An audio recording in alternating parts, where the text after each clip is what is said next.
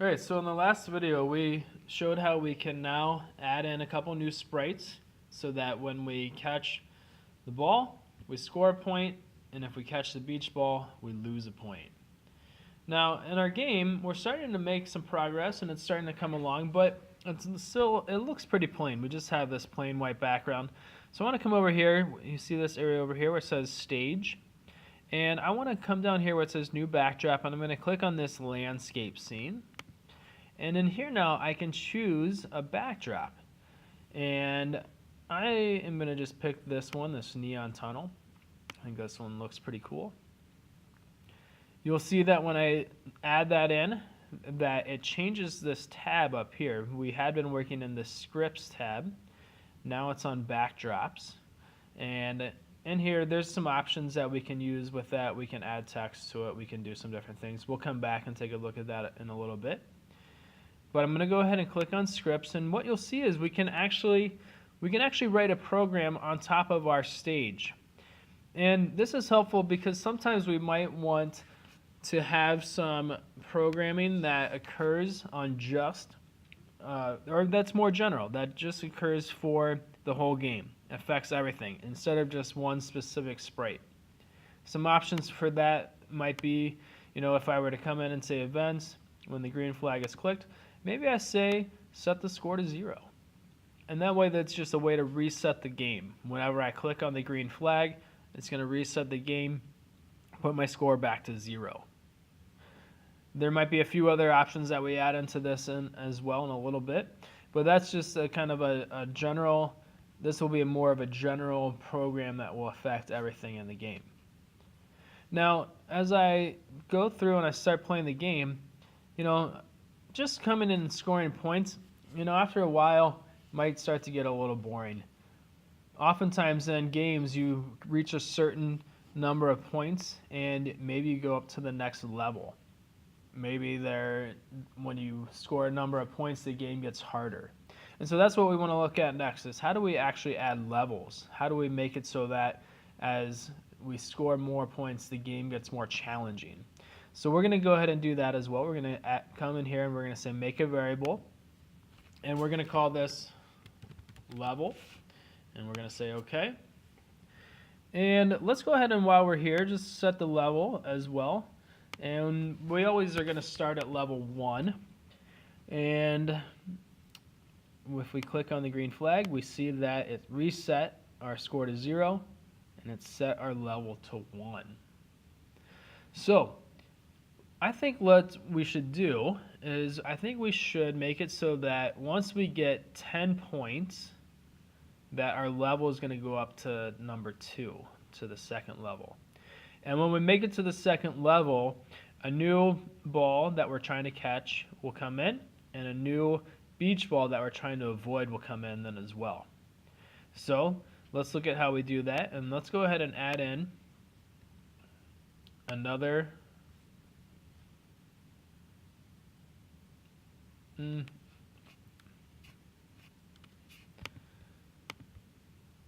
So let's look at how we do that. So what I'm going to do is I can pretty easily make this so that I have the same ball and same beach ball just by doing a 2-finger click and by saying duplicate. When I hit duplicate, I see that I've got this new sprite here. And when I look at it, I also have all of the same programming. So I don't have to go in and reprogram everything. Then again, I can do a 2-finger click on the beach ball and hit duplicate.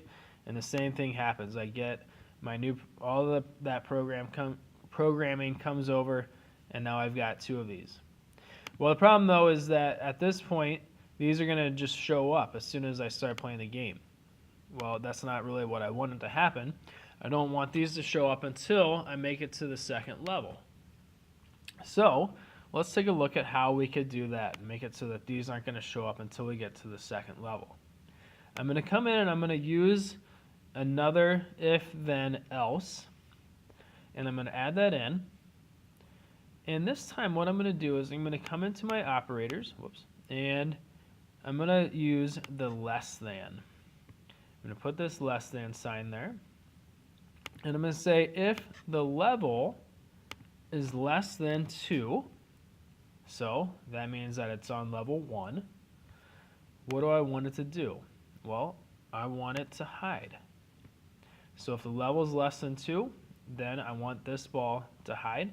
But if it's not, if the level is not less than 2, which means that it's equal to 2 or it's above 2, then I want it to show. And so I can add that in, and now when I run that, it's going to make it so that this is not going to show up until I get to that level. I can also do the same thing for the beach ball. Again, I can duplicate this whole block. I can drag it over here to the beach ball and click on it. It kind of comes up here at the top, so I can click on that whole block. I can drag it down, and I'm going to add it in place right there underneath the show.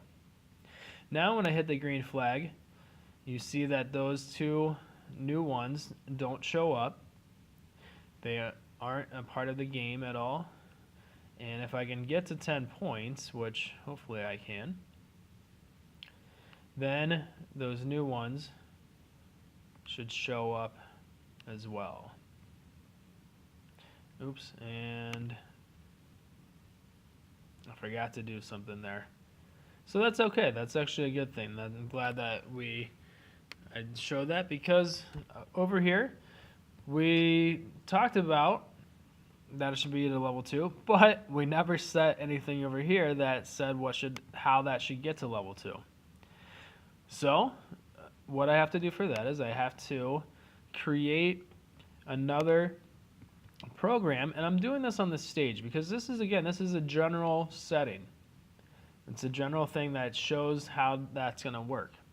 And so I need to come in and I'm going to put my if-then statement. And now what I need to do is I need to say if, and then put in my less than sign. And I'm going to say if the score is less than 9. Now, we don't really have a way to say it's less than or equal to, greater than or equal to. We just have these less than.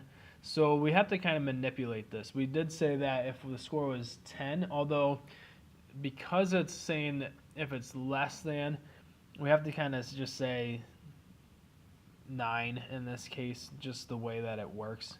And that's okay. So we're going to say if the score is less than 9, set the level to 1. Then we're going to add another if, then. We're going to put that underneath. We're going to come into our operators, and we're going to add this again. And we can say if the score, oops, actually I take that all back.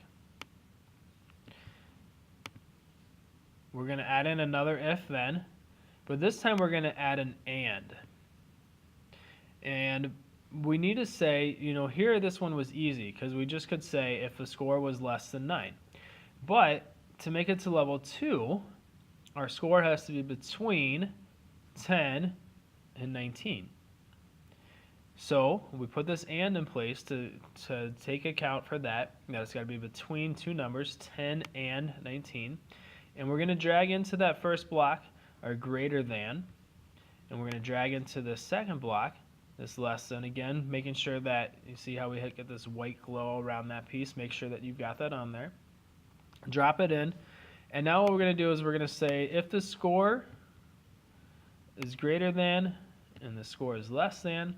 And again, here what we're going to do, we have to just manipulate it a little bit to say if the score is greater than 9, which means that it's really going to be 10, since we don't have that greater than or equals to. And the score is less than 19, then it should set the level to 2. Now, as we run this now that we've set when the score or when the level should change, now when we do that, we should be able to move right into that. So I'm going to go ahead and I'm going to manipulate this just a little bit. I'm going to say set the score to 9 just so that we can see what happens. So now I'm going to come over here. I get 10, and then you saw that those 2 came in.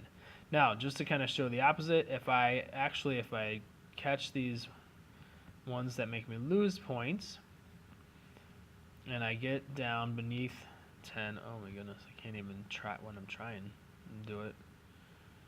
Then what should happen is those should The second set of sprites should go away, and I would no longer am on level 2. I drop back to level 1. So I can go from level 1 to 2, but then back down to level 1 as well. Now, it was kind of hard. I mean, we did see that we added some more sprites, but we only see this little level change right there. It would be nice to see if once we got to level 2 for something else to happen. And what we can make happen is we can make the background change as well. So I'm going to go ahead and come in here to where it says new backdrop, and I'm going to choose a new backdrop that it should change to once I make it to level 2. So I'm just going to choose the moon, and I'm going to hit OK, and I'm going to come in here to my scripts, and you see that it went ahead and it changed my background. Well, I really wanted it to be on neon sky. So I can go in though, and I can say that for level 1 that it should set the backdrop to neon tunnel, or neon tunnel I guess rather is what it's called. And then when it gets to level 2 it should switch the backdrop to moon. So when I start that, now you see it goes ahead and it goes right back to neon tunnel. If I were to play this and get to level 2, then it switches to moon. I lost the point and went back to the neon tunnel. And when I make it back to level 2, then it switches to the moon. So that way there's a little bit more of a visual representation of the fact that I made it to level 2. I have some other visual besides just this little number changing here to tell me that I made it to that next level. Right, so we're getting pretty close to having a game that's going to be finished. We'll take a look at how to finish it off in this next video.